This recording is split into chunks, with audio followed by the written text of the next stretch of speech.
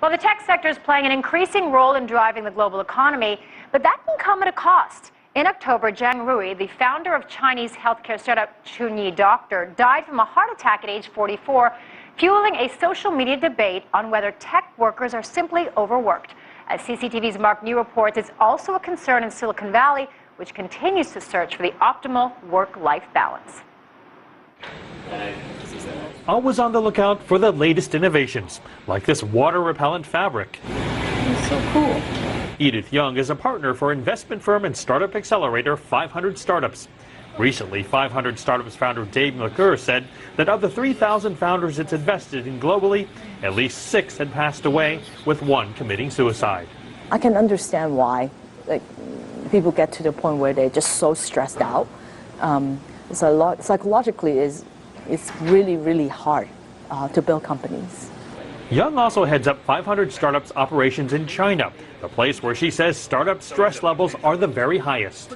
Chinese style setup is a lot of times we have our own cafeteria, and also we bring our own food. So you definitely don't leave the office for lunch and dinner. Also dinner.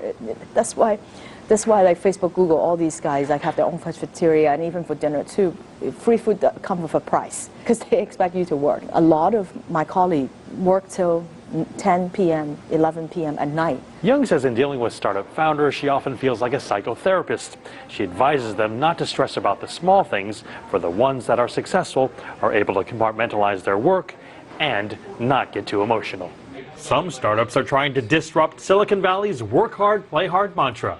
Oakland-based software company NPM advertises on its website, "We aim for a sustainable approach to work and life, and compassion is our strategy."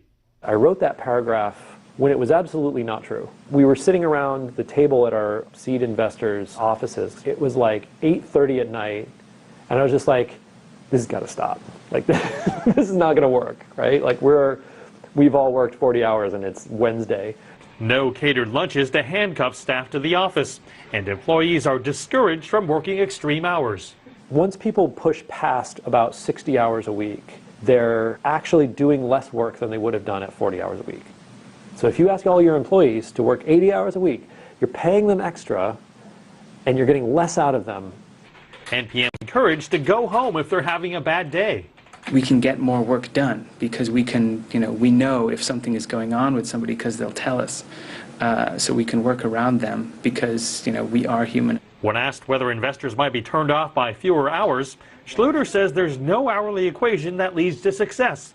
He says it's more important to have a balanced mindset to make good decisions in order to meet the customer's needs.